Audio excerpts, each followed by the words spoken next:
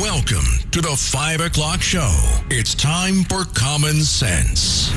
Now, it's Katz and Cosby with John Catsimatidis and Rita Cosby, standing for truth, justice, and the American way, bringing common sense to the world. Now, here's John Catsimatidis and Rita Cosby. Breaking news, WABC. Well, lots of breaking news, you guys. And John, it was a socialist surge last night in New York, and the Democratic Party is going, boy, it looks like a Democratic civil war in many ways, John. Well, I hope there's a civil war because we need the Democratic Party to come back to, I guess, being only half crazy instead of fully crazy. That's a great analogy. In the studio with us today, we have Governor Pataki, and today is his birthday. Happy birthday, Governor. Thank you, John. Great to be here again. Well, and where's the birthday music? We got a little music for you here. Happy birthday to you. We love you, Gov. Happy birthday to our favorite Gov. Just so long as Marilyn Monroe doesn't jump out of a cake, I'm okay. Happy birthday. Any words of wisdom, Governor Pataki, on this big day for you? For all the troubles and difficulties, we're lucky to be Americans, and that's my words of wisdom. Yeah, absolutely. Amen. The greatest country. We have the former governor's general counsel. We love him, John Cahill. John Cahill. Yes, John. And Archbishop Dolan's counsel, too. And John, you're always welcome here. You know that. Yeah, John, we're so happy you're joining us. Did you ever solve the nuns problem from Kentucky? We're working on it still. Working on it still. We bought a building from the nuns in Kentucky, and they never got their money. How could a nun be ripped off? Judge Richard Weinberg. I'll have none of it. And former Deputy Mayor Rudy Washington. Guys, there was a big problem this morning. There was a bunch of FBI raids, and you guys know anything about it? I mean, the FBI raided the former chief of staff to Mayor Adams. Frank Carone.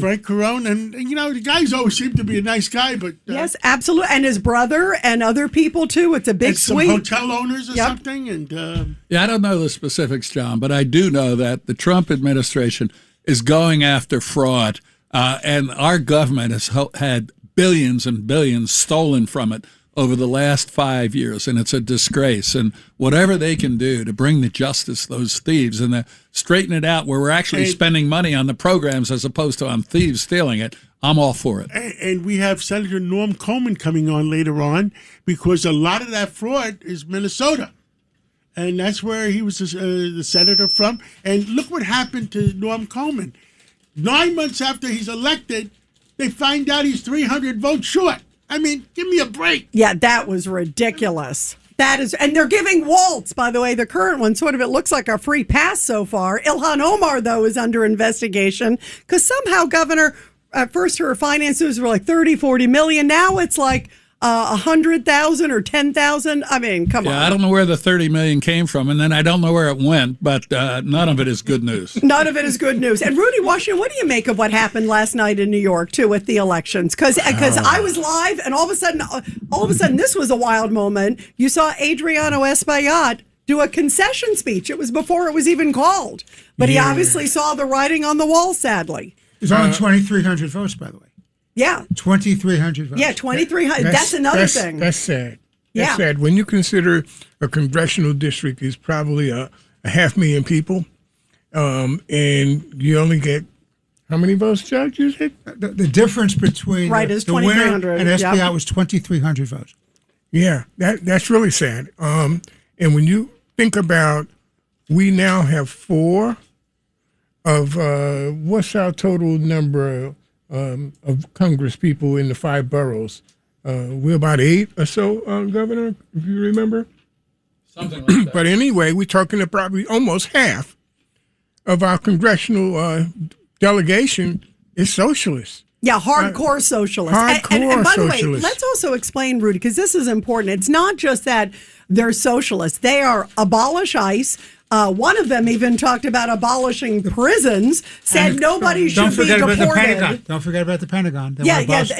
One wants to abolish the Pentagon of all things, no military aid to Israel, and also no deportations. One of them said even those with criminal records, murderers, they shouldn't be deported. This is a whole new breed.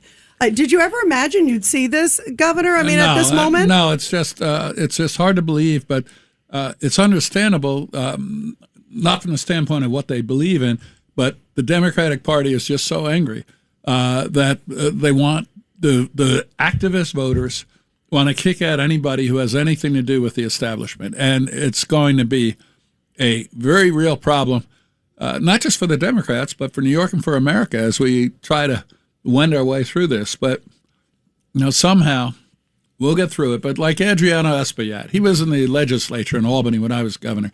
Very good guy. He was a liberal Democrat. I'm a conservative Republican. We got along great. We could talk. We could work together. I don't think that's going to be the case going forward with these far left anti-Semitic neo-Marxists. So it's going to be a tough time, but it's still America. We'll get through. Extremism in any direction is not good, Governor. That's exactly right. It's not. It's dangerous. I've always followed that. Yeah, it's really, and that's the problem. It's so far, like you brought up the Adriano Espaillat. I also think about Dan Goldman, and we're going to talk with Jake coming up, Jake Novak, about that coffee shop thing. But Dan Goldman, let's not forget, he was one of the impeachment managers against President Trump. Oh, yeah. But he wasn't far enough left. No. His crime is he's a quasi supporter of Israel. Right, exactly. As opposed to Lander, who is a full-blown anti-Zionist, anti-Israel. Well, the other thing, back home here in Manhattan, Carolyn Maloney, they used Jerry Nadler to get rid of Carolyn Maloney. And then because Jerry Nadler is Jewish, in my opinion, they got rid of him. Well, I really begin to think we have a cultural problem in this country now.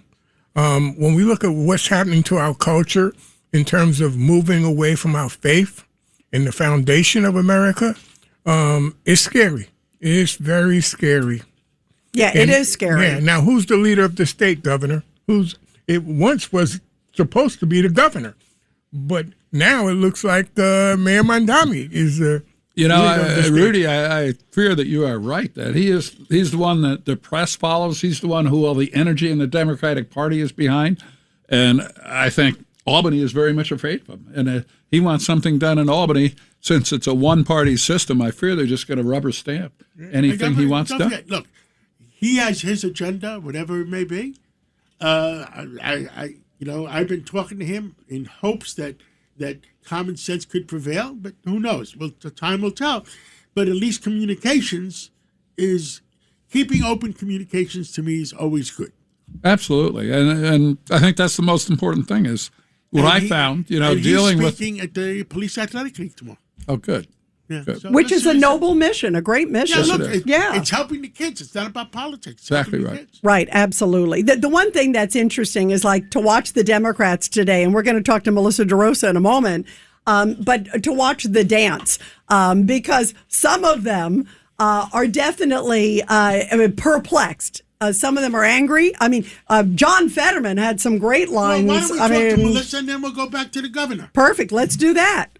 And joining us now here on Katz and Cosby is former senior aide to then Governor Cuomo, great Democratic strategist, Melissa DeRosa.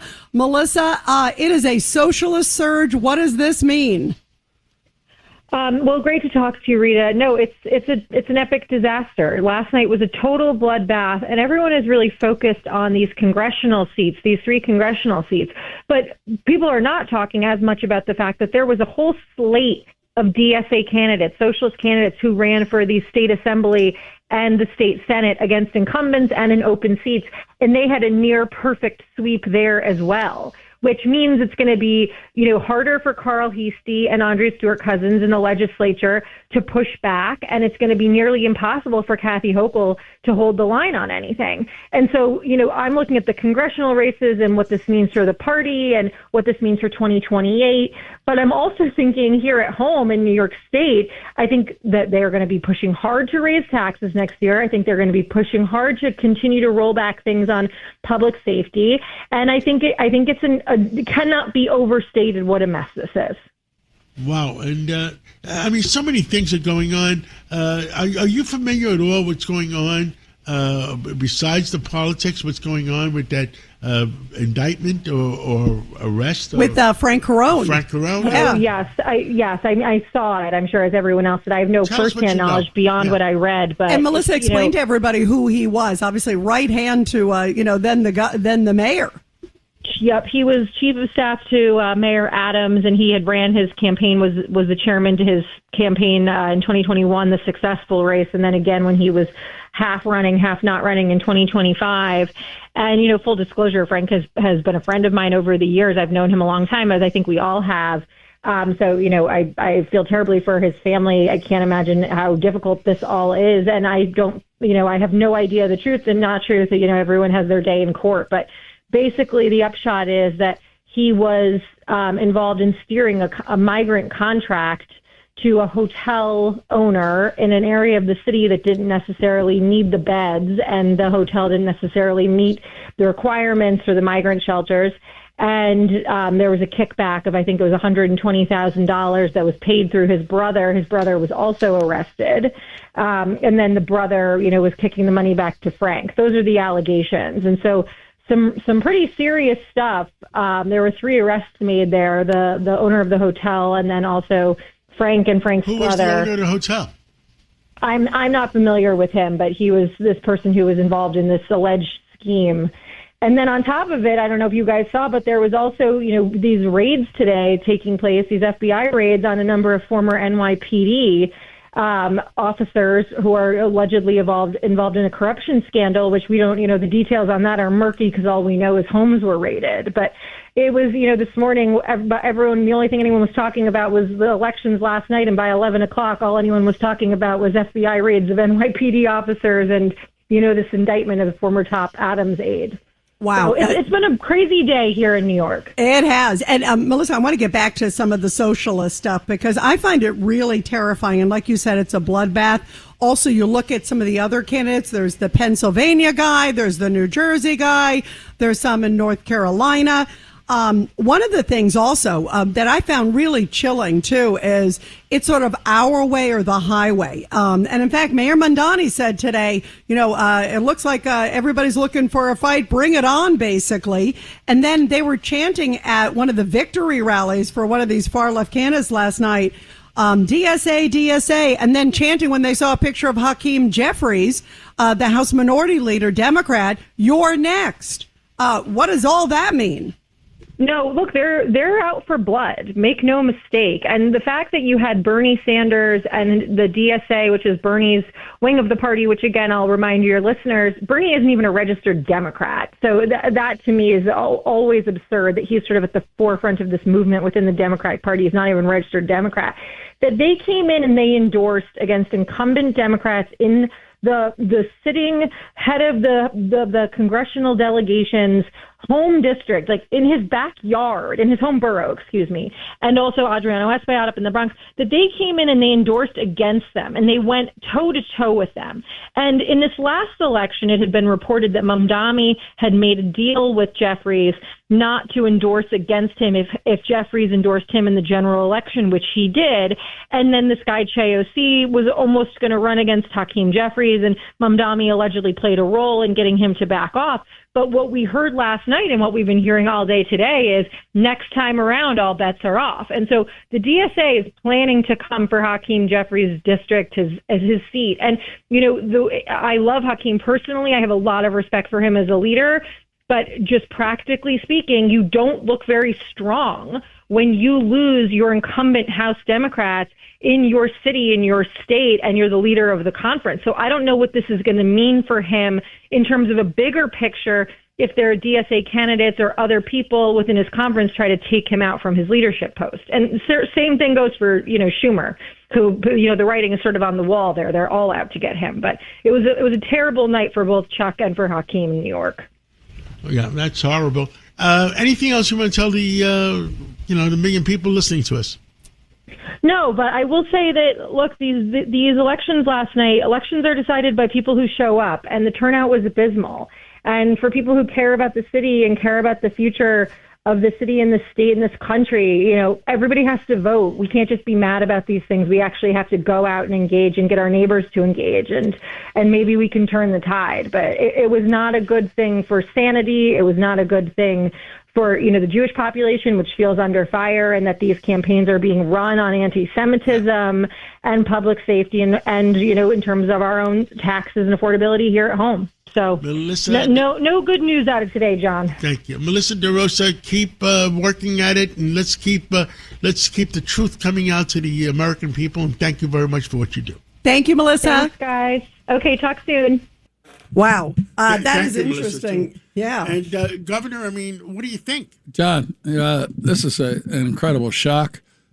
I agree with Melissa DeRosa, and this I never thought wait. I never Breaking thought I'd be news. saying that. Give me my nitroglycerin tablet. Breaking news. Hang on, here it is. Breaking news, WABC. All right, Governor Pataki, go again. I actually agree with her that it was a disaster last night. And it wasn't just a disaster for the Democratic Party, it's a disaster for the state. And you heard what she said. They're going to push for higher taxes in Albany, for more crime because they're going to weaken the criminal justice system. And I fear that they're going to get their way because the Democrats, other than the DSA people, they're afraid of them. And because they're afraid of them, they're going to give them what they want. And this state and this city are teetering. I don't know if you saw today, but Morgan Stanley is considering building a massive $1.5 billion new office in North Dallas. And this is what's going to be happening over and over and over unless we get the state back. And I just want to add one more thing. Normally, we have checks and balances. One party goes too far and screws up, the other party wins. It doesn't happen here because we have a one-party system. The Democrats are nominating hideous candidates who are going to hurt the city and hurt the state. But the Republican Party is so weak and has such decrepit leadership, to be perfectly honest, that we don't mount a credible alternative that can point out the fact that these people are unacceptable, not just to Republicans, but to Democrats too. So I fear that they're going to have a great November. It's going to be very unfortunate for the city, for the state, and for the country. But, these things have a way of ultimately the pendulum comes back. I fear we're going to have a few tough years, but we'll get through it. Wow. That's a powerful statement, Governor. Wow. Very powerful statement. Yeah. Well, Governor, should we take a break now? Yeah, or let's get Rudy real quick. Rudy, go ahead. Yeah. Washington? Well, I've been a champion for the governor. I've been with the governor when he was a senator. But on this statement, I can't be that optimistic. With what's happening in the country in terms of AI, in terms of the internet, nobody has to be in New York anymore. If you remember, pre-9/11, it was the dawn of the internet. And everybody had to be on Wall Street and pay $40 a square foot.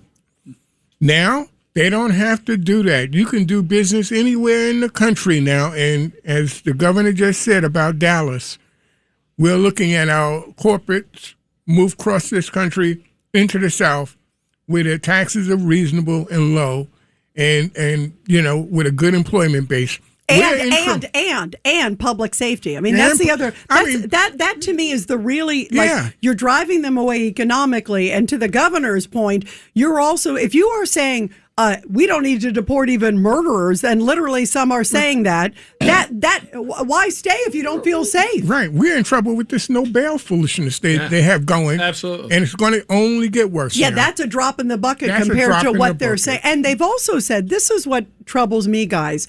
And what troubles me is they've made it clear. I was watching all the victory speeches last night. Victory for them, not for New York, but victory last night. And in their speeches, they were very much a my way or the highway attitude. It was, here's what we believe in, and we are not going to bend on our beliefs. They're not backing away from their beliefs. Judge Weinberg. Fundamentally, what you're looking at is you're looking at ideological warfare. They have an agenda. Read the platform of DSA. They're anti-capitalist. They're pro-communist. They're anti-American strength. They want to remake the world. They're going after our constitutional processes. They want to get rid of the Electoral College. Why do they want to get rid of Electoral College? So then you can have the blue cities that dominate the states with the population winning the presidential elections. If they win and they're able to get through changes in terms of Puerto Rico, the District of Columbia having senators, if that gets through, then you're going to have additional 2 to 4 additional United States senators that will be Democrats, so you'll never have Republicans control the Senate again. Well, the other thing in the DSA platform that people don't know is they call for abolishing the Senate. That's That's part of their platform. That's exactly right. And you know, the whole reason we have a country is because of the compromise that the small states were protected by having a Senate. They want to get rid of that. Checks and balances. Yeah, checks and balances. Right, they they want to don't get want rid it. of that. Right, they don't want their the checks and platform calls balances. for getting rid of the Senate. Listen, they should literally be burning Rudy. the Federalist Papers. Yeah, go ahead, Rudy. I was just going to say, guys, don't forget the Supreme Court, what they want to do there. That's true. Yeah, that's right. The court packing, and they've come right out and said we want X. We want They X want more. 13. They've already announced they want 13 to start. You know what's interesting? I was watching, and I said this to you guys earlier, John, when we were talking. Speaker Johnson today was on fire, and he came out and he said, we have to save the Republic. We have to win in November. We have to keep the House, because he really fears what will happen to the country if they indeed are in charge. Because to the governor's point, and Rudy and Judge and John, all of you, their voices, these DSA voices are so loud that they are controlling the party. And do you want that to control America? You got 2 years of impeachment if that happens. Oh, yeah. Not just on the president, on the secretaries. And if they win the White House, the borders get open again. They win the White House, the borders are open again. Yeah, Well, that's part of their platform. yes, one of them. You're right. One of them, loud and clear last night, was saying no borders. No borders. No borders, no prison, no Pentagon, no Senate. No country. How about some good news, Rita? How about some good news? Yeah, what is it? What's the good news? It's a beautiful. It's your birthday. It's your birthday. It is a beautiful day. The sun has been shining. The air is clean, And it's your birthday. and it's my birthday. So there's, the doom and gloom is justified, but always beyond the clouds, there's the sun. And let's All right, try so to figure out how here's to what get I want you to do. I want you to make sure you get the Republican Party to step up, because they listen to you. They got to step up, and just like you said, they need better candidates, stronger candidates, some great ones out there, but they need to galvanize the crowd and turn this around. In November, one of the things Melissa DeRosa said was how low the turnout was. And if we had a credible Republican alternative running against these ideological nuts, and that's what they are, we would win. But we just don't have that. And it's a tragedy for the city and for the country. Is, Governor, on some of these races, there's 800,000 people, 775,000 people for each congressional district. Yeah. Only like 30, 40,000 people voted. That's right. That's 5%. That's right. And we need to present credible alternatives in the fall to win. But if history is any guide, I don't see that happening. And that's the decline of the two-party system in New York is one of the reasons we are struggling so much. And that's not just in the city. That's in Albany, too.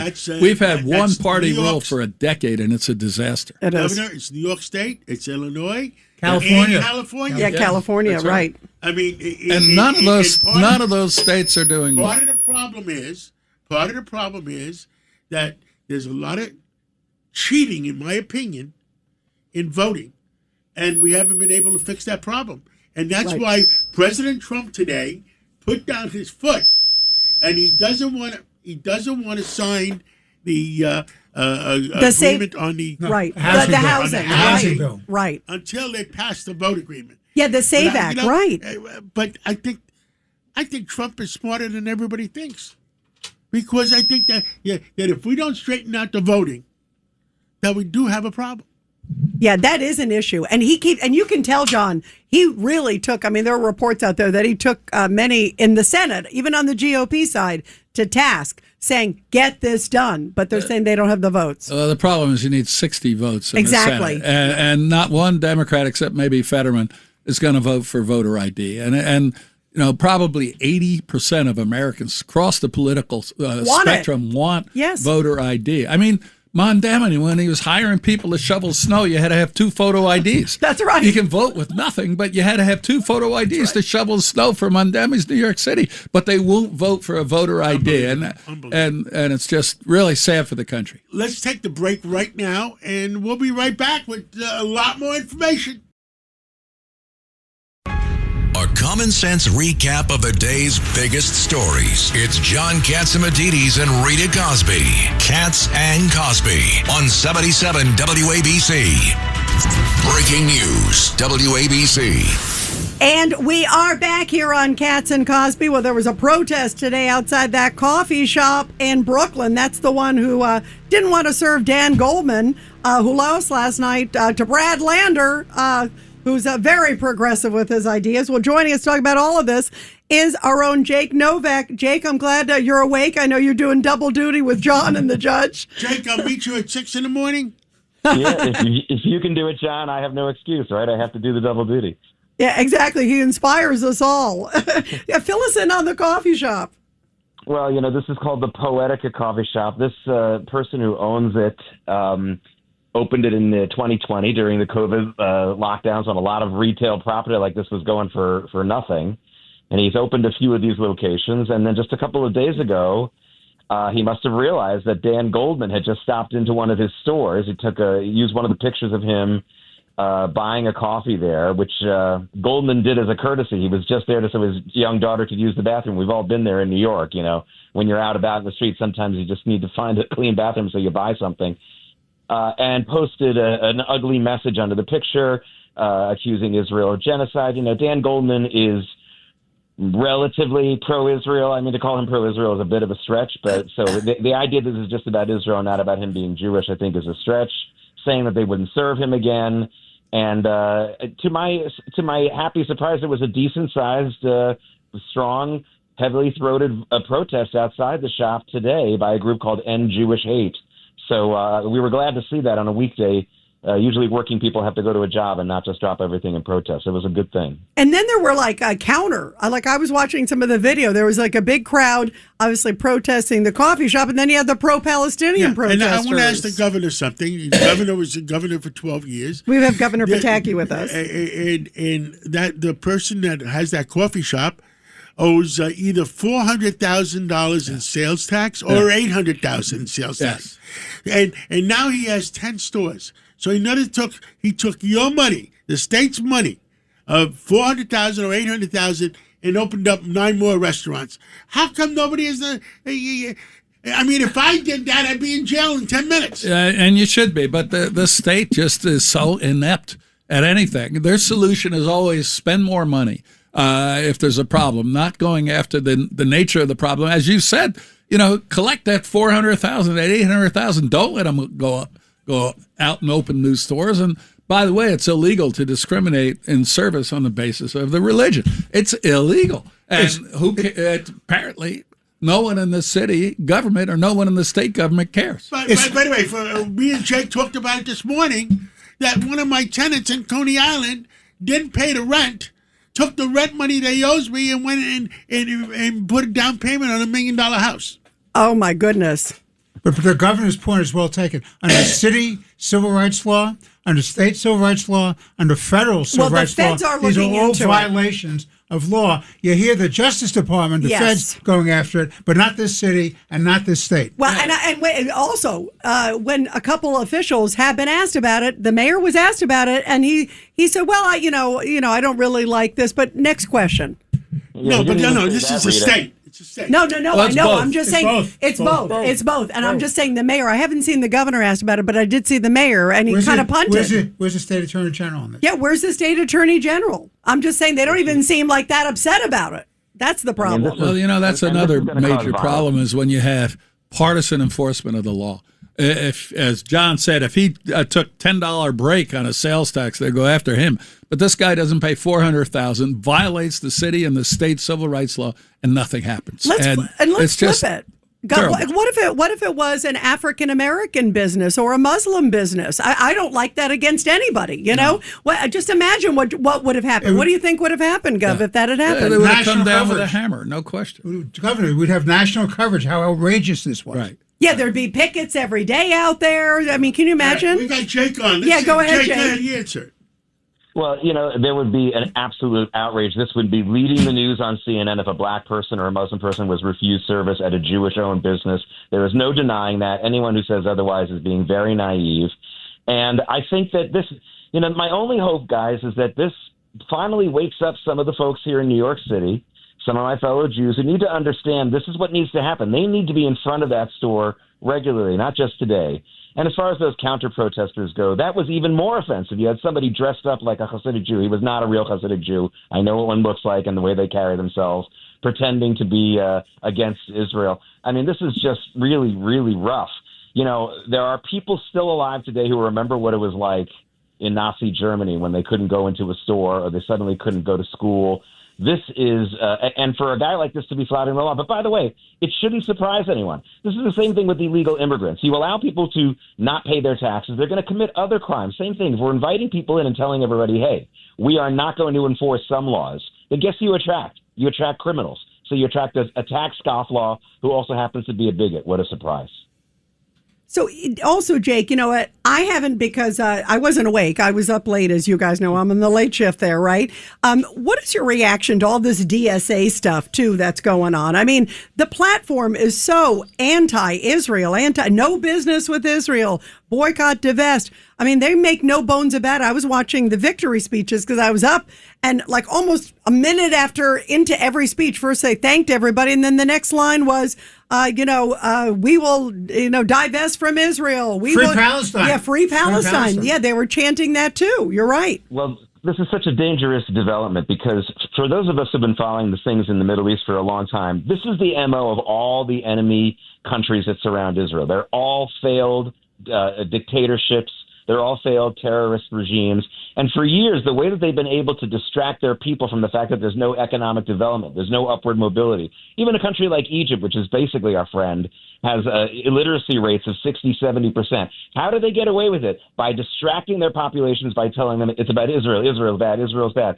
Do we want to bring that here to the Bronx, to Harlem, where people are struggling, where we want to see people have more economic ability, and instead of them giving them tax breaks, instead of them creating enterprise zones, instead of them improving education, they're just going to distract them with anti-Semitic, anti-Israel rhetoric? Are we going to be as stupid and as destructive as these third world countries in the Middle East? I sure hope not. But that's what we've imported into this country, that kind of ideology. Yeah, absolutely. Well, it is scary, and it is a big wake-up call. There is no doubt about it. Jake, thank you for joining us. We appreciate it. And you'll see John at what time? At 5:55 or 6 a.m.? See at 6, Jake. See at 6. 6 a.m. I'll be there at 3:36. Well, I'll be tuning in. Thank you. Thanks so much. And the top news of the day, Rita, you got them. It's the top news of the day. Here's Rita Cosby.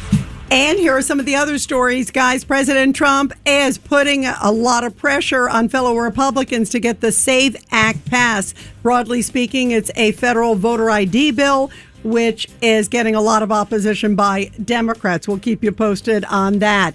And also, inspectors with the United Nations Watchdog Agency, they're going to return to Iran's nuclear sites. The Director General of the IAEA announced the development during a news conference just a few hours ago, indicating that timing is important, he says, but not essential. But he says that inspections are definitely going to happen. And we're going to talk to the Assistant Secretary of the Air Force, Ty McCoy, about this and a lot more after the break. A common sense recap of the day's biggest stories. It's John Catsimatidis and Rita Cosby. Katz and Cosby on 77 WABC. And we are back. As you just heard, the IAEA, that's the International Watchdog Group, is saying that, yeah, they are going to be able to go back in and do inspections of Iran. And also President Trump saying today that there will be a U.S. team going in. He says that for sure. So where is all this going? Let's go to Ty McCoy. He was a former Assistant Secretary of the Air Force. Ty, what do you think? And where is this going? Because you keep hearing mixed messages from Iran, and Trump seems fed up, but he also clearly wants a deal. Well, Rita, it's great to be on with you on the Katz and Cosby show. And indeed, the situation is a little different, but not all that much different than a lot of previous efforts to end conflicts with a lot of confusion that's associated with the losing side because of the disarray on that side, whether it be in Europe in World War II or the Japanese And again, we have to remember we're dealing with a foe, an arch enemy of 47 years that calls us the Great Satan and wants to kill our ally Israel and wants to destroy that country and, if they could, destroy us. And I think that the president has succeeded with the geopolitical and military strategy very much in Iran, despite a lot of complaints and a lack of support from the Democratic leadership and also some of the NATO countries. At the same time that the Iranians have been getting help and weapons and technology from Russia, China, and even North Korea. So we've kind of won a lot by doing that and having to stand up alone as a country to take on this challenge with the Iranians trying to get a nuclear weapon and also spread terrorism and chaos throughout the Middle East. And now it's a matter of winning the peace. And a lot of times winning the peace is harder than winning the war because we, in effect, have won the war, although, of course, the Iranians don't want to admit that. But in winning the peace, we have to be ready for more war. We have to also bring our alliances back together, build a little bit more bipartisanship and political unity in the United States around a plan to deal with these people. But we had some tremendous success here in this situation, difficult situation. And I think that the successes that have been achieved are in the areas of deterrence, not only at the strategic nuclear level, conventional forces level in NATO, deterrence against the spread of terrorism by the Iranians, and also, most important, deterrence against the proliferation of nuclear weapons. Because if the Iranians will never, President Trump, I know him well, he's never going to allow nuclear weapons to happen. He might be a little flexible in certain things, but not nuclear weapons. Ty, also, what the heck is going on in Lebanon? Well, the Lebanese are used to be a majority Christian nation in the 50s, and over time that has been eroded. People have left. The country has been in a civil war, and the flood of money from the Iranians to their brethren, the Shiite Muslims in Lebanon, that make up a pretty good proportion of the population, which is Hezbollah. They have been fueling the breakup and attack on that nation for many, many years, including going back to when our Marine barracks were blown up over there. We were trying to support the Lebanese at that time. So I think that the Iranians are going to continue to use proxies, whether it be in Lebanon, whether it be Hamas, whether it be the Houthis, wherever they can, to continue to pick at us and pick at our allies and try to break up the alliances that we've been building. I agree, sadly. Ty McCoy, thank you so much. We really appreciate it. Thank you so much. It's always great to talk with you and get your great perspective. Former Assistant Secretary of the Air Force, thank you. Thank you. Great to be with you. Thank you. And John, earlier today when you guys were here in the morning, you talked with Kelly Loeffler, the administrator of small businesses. She was here in studio, and she talked about communism and capitalism in light of the big elections. And here it is. We have the head of Small Business Administration, Kelly Loeffler, joining us right here in the studio. Bonnie's giving her time for now for that. So, Ms. Loeffler, thank you so much for joining us. We've been talking about these results of these elections here in New York last night. Frightening results, in our collective opinion. Communists, socialists winning these congressional campaigns, and they all pretend to run like they're hoping to boost the economy, hoping to be friends to small businesses across the country. And yet, all they do is talk about. They seem only interested in Israel or bashing Israel. I mean, small business people have to be talking to you about this. Jake, first of all, it's great to be with y'all in this room. This is incredible. I'm thrilled to be in New York. I'm saddened that they have now characterized New York as the corridor of communism. It's the capital of capitalism. It should be. It absolutely should be. There are 2.9 million small businesses in New York alone, employing 4 million New Yorkers. I have walked factory floors in New York. In fact, I'm heading out to Long Island to visit a small manufacturer. Imagine this group seizing the means of production, becoming, can barely run the city. Now they're going to be talking about running your small business and being responsible for your family's livelihood and income and, the benefits that these small businesses provide their hardworking families. And so, we're advocating at the SBA to celebrate free enterprise. That's what built this country. Before our founders were founding fathers, they were small business owners and founders. That is the history of this nation for 250 years. And we have to fight to make sure that it will be the next 250 years. Here's another reality that I know that you know well, Kelly Loeffler. Job growth in America is all from small business. The big corporations, when you hear they're hiring, it means they cut somewhere else. The only real, so when people say, well, I saw this jobs report and it was only this little bit, that's how jobs get created in this country. That's where we get the net gains.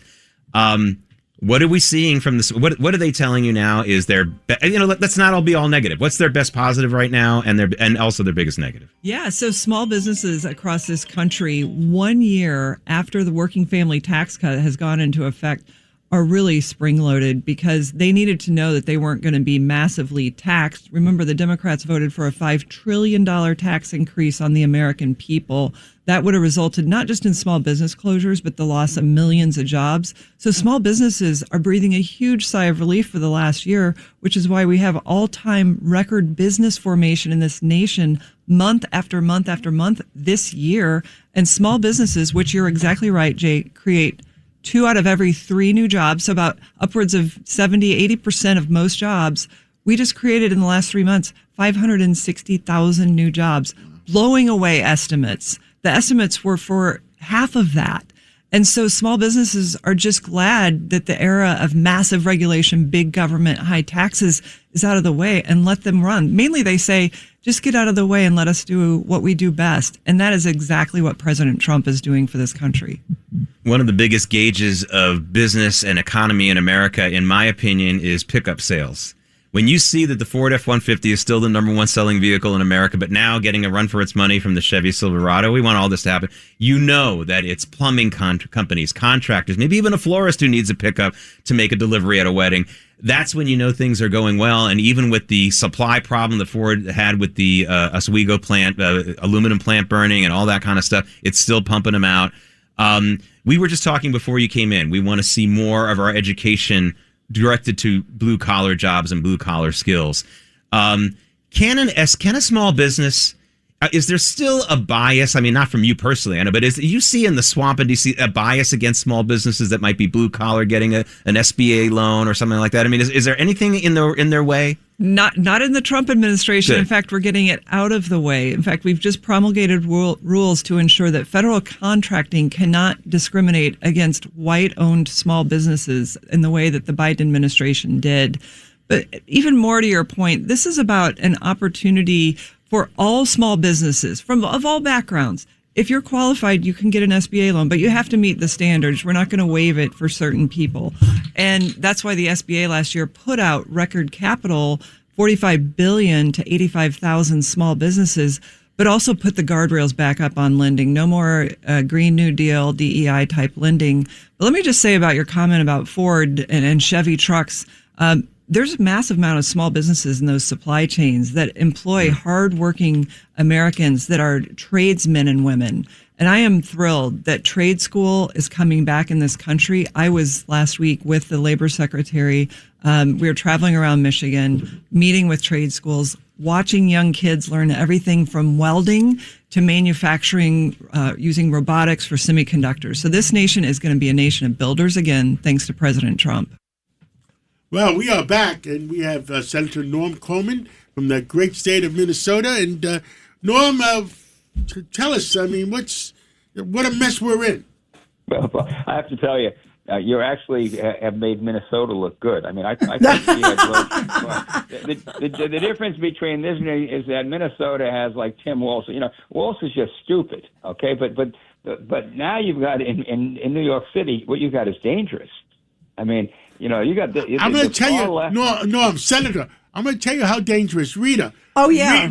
Read the statement just made of the person that beat Adriana Espaillat. Espaillat, the Spanish. Where was he? He was head of the Hispanic caucus in Congress. Chair of the Hispanic caucus. Yeah. So, Norm, here's the line, all right? This is from Daria Liza Avila Chevalier. She's obviously Democratic Socialist. She's one who beat Espaillat. She says, that we need a total eradication of Western civilization. I mean, you can't make it up.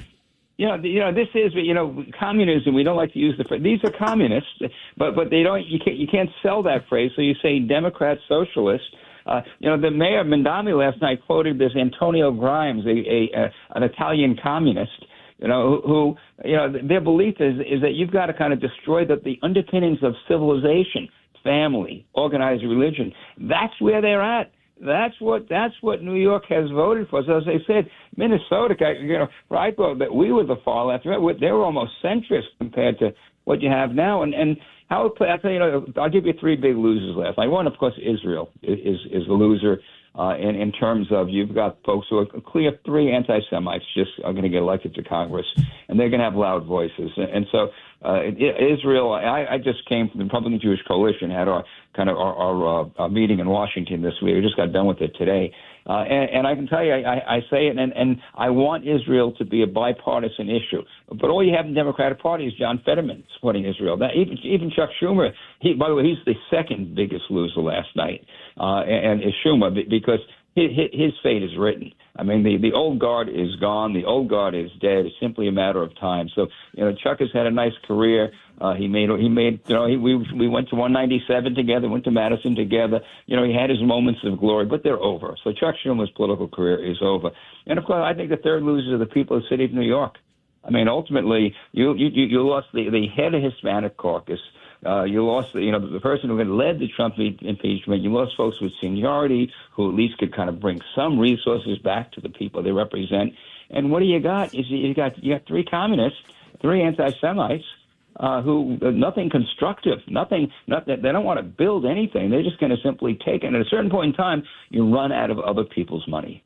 Yeah, and what's troubling, Norm, is that in the middle of all this, all the rhetoric, like you said, it was anti-Israel, but it was, they've even talked about open borders. They've talked about deporting no one, even murderers. Right, should murderers be held in prison? Right. No, they don't want prisons. Question, right? A couple of them, right. So right, are they going to go to their house? I mean, this is, it really is, it's almost like Mad Max, I feel like. Yeah, but it's reality. It's I've said this on this show before. I love quoting Ed Koch. When he lost his election, the people have spoken. They deserve to be punished. I really don't think, though, New Yorkers deserve to be punished, and I don't know if I don't think there's an awakening.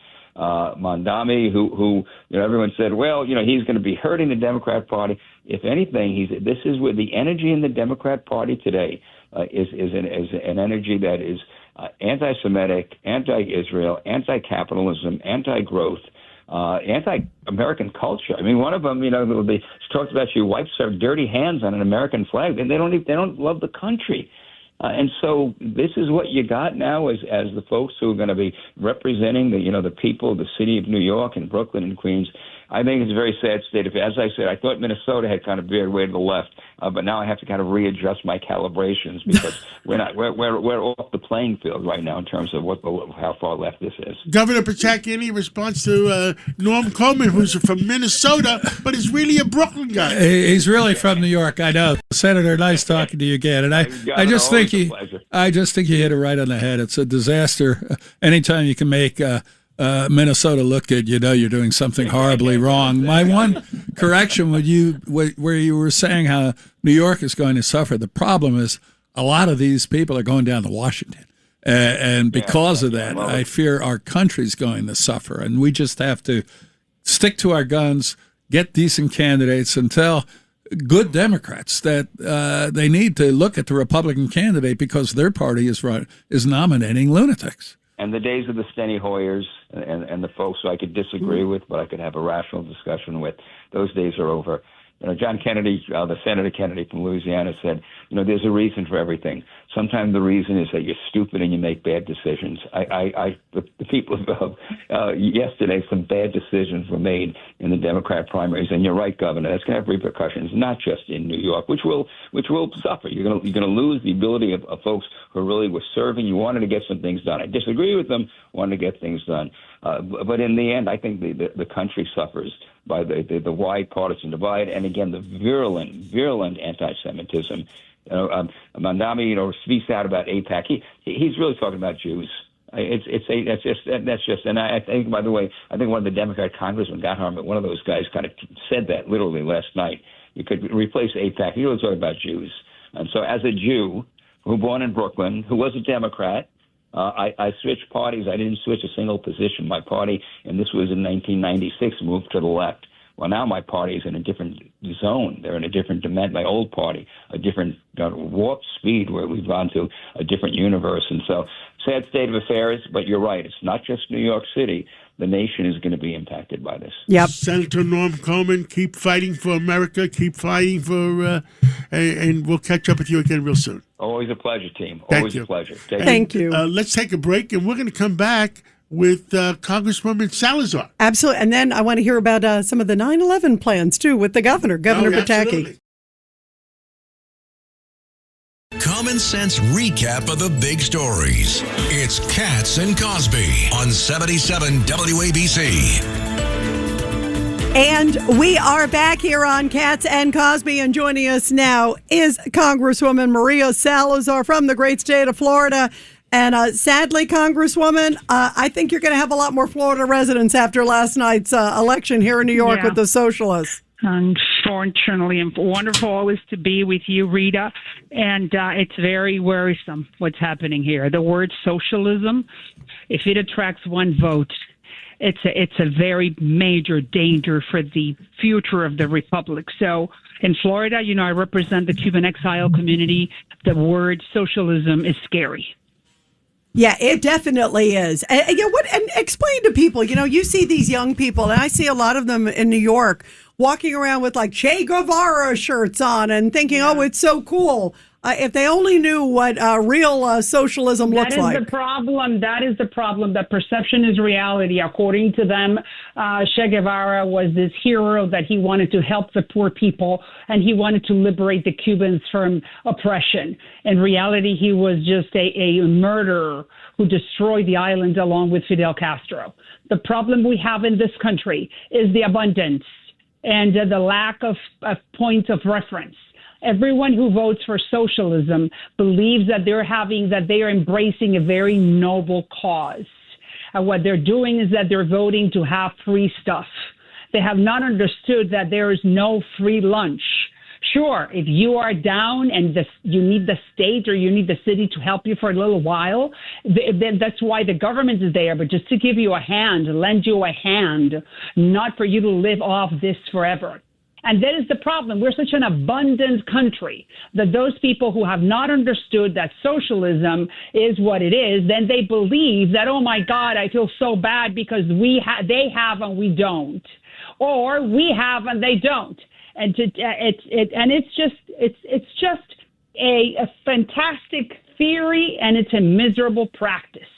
And that's what's coming to New York City, unfortunately, and to the United States Congress, because I'm going to be serving, hopefully, with many of those people who just won the primary. And look, I just want to mention to those who are listening who live in New York, my very good friend, Adriano Espaillat. He was the epitome of the Democrat. He is black, he's Dominican, and he's a Democrat. But he's a moderate. And he was voting what was good for the country. And look, he was taken out. Well, we're going to read that one more time. His opponent that beat him just made a statement a couple of minutes ago. Yeah, and this is frightening, Congresswoman Salazar. She said, this is Chevalier. She said, essentially that the mission is to get rid of Western civilization. I mean, a total eradication of Western civilization. I mean, this is nuts.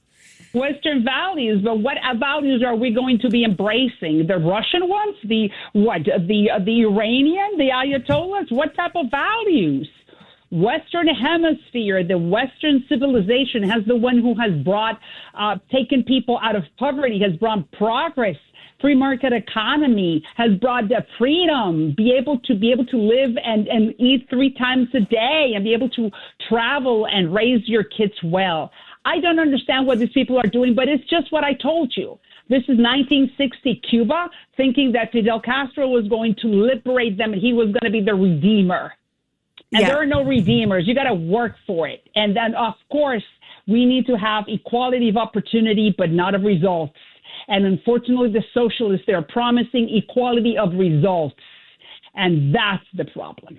Maria Salazar, we miss you because we don't talk to you enough. But thank you for everything you do and say, and God bless you, and God bless America. Of course, and thank you for the opportunity. And it happened in New York. It did not happen in Florida, but that doesn't mean that it's not affecting the republic where we all live and where I'm going to be raising my grandchildren, and that will affect everybody. Yes. And it's just the fact that that people are leaving New York City and coming to Miami doesn't mean that it's good for the United States. Thank you so much. You, and thank you for the Thank you, opportunity. Maria. We love you. We'll talk to you soon. Thank you. Okay, let's go to Governor Pataki and John Cahill, his former Chief of Staff, and tell us about 9/11 and tell us what the heck is going on.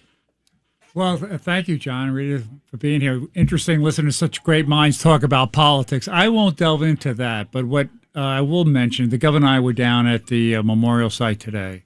And for people who don't appreciate Western values, they need to spend some time at the memorial at Ground Zero to see the Western values that were attacked that day on September 11th, the destruction, the loss of life, but also see the greatness of the Western values that gave us the greatest plaza in the world. And that's really because the man, the birthday boy over here, and that's Governor Pataki's vision and leadership. To be down there and to see what is there now. The governor took time to chat with these young girls that are in from, I think, Illinois, that are performing at Carnegie Hall. And these are 12 or 13-year-old young ladies that learning about September 11th for the first time and learning about the Western values that have made this country great, that people attacked, and that the Western values that gave us the leadership of somebody like Governor Pataki built the greatest plaza in America. There's a lot to be learned by these people who are running for political office by spending some time at Ground Zero. So, Governor and John, tell us the plans and what we're going to do to celebrate 250 years of the United States and 25 years since Governor Pataki. You're the honoree for bringing our city and our state back. Well, thank you, John. And let me just follow up on what John said, because I think he's absolutely right. You go down to Ground Zero and you see what Western values have done. We've taken rubble, we've taken a disaster and turned it into something of remembrance. Surrounded by commerce, you have some of the great corporations of the world and headquarters right around Ground Zero. And by the way, John, we went and stopped into St. Nicholas Greek Orthodox Church. What a wonderful facility, and I know you were instrumental in getting that built. And we show Western values, the fact that we're not going to be intimidated by terrorists who attacked us. We're going to think big, build big, and have confidence in our future. And, it was the absence of Western values that drove those terrorists that killed almost 3,000 people. And if that's the type of person who's got elected to Congress, we have to rethink this country's future and do everything we can to stop them. We just saw the horror of people who hate our belief in free markets, freedom of assembly. We have to beat them. Now, this person that got elected against Esplanade, an American citizen? She must be. Yes. To run for Congress, you have to be. Was she naturalized, or was she... She is, I believe she is an American. Her family is from Dominican Republic, but she is an American. Okay, we should look into that. Yes. Well, it's the end of another great show, and I want to thank Governor Pataki, John Cahill, thank you, and Judge Weinberg, Rudy Washington, Rita. What do we all stand for? Truth, justice, and the American way. Go get him. And happy birthday again to Governor Pataki. Governor Pataki.